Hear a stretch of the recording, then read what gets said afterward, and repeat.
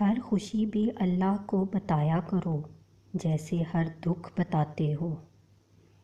دعاؤں کا رنگ نہیں ہوتا، مگر جب یہ رنگ لاتی ہیں تو زندگی میں رنگ بھر جاتے ہیں۔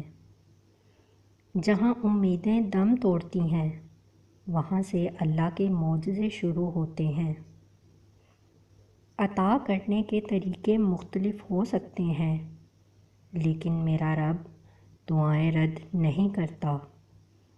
ہماری کتنی ہی خواہشات میں ہماری ہلاکت کا سامان ہوتا ہے، اس لیے قدرت انہیں پورا نہیں کرتی اور ہم سمجھتے ہیں کہ ہماری دعائیں قبول نہیں ہوتیں۔ اگر اللہ پاک تمہاری دعائیں پوری کر رہا ہے تو وہ تمہارا یقین بڑھا رہا ہے۔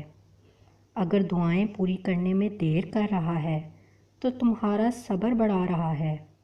اگر تمہاری دعاؤں کا جواب نہیں دے رہا تو تمہیں آزما رہا ہے، اس لیے ہمیشہ دعا مانگتے رہا کرو۔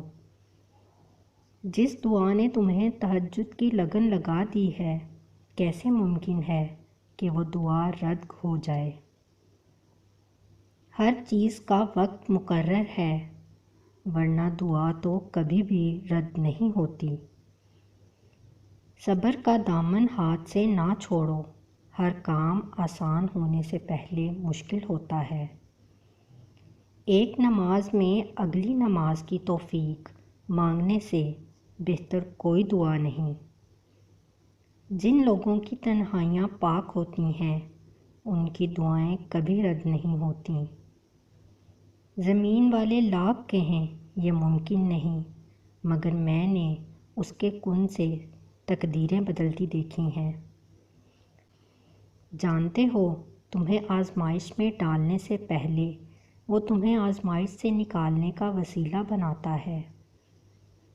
درخت سے گرنے والا کوئی پتا ایسا نہیں جس کا اسے علم نہ ہو، تو پھر وہ آنسو جو تیری آنکھ سے ٹپکا، وہ درد جس نے تیرے دل کو بے کل کر دیا، کیا اس 70 ماؤں سے بڑھ کر محبت کرنے والے کو اس کی خبر نہیں؟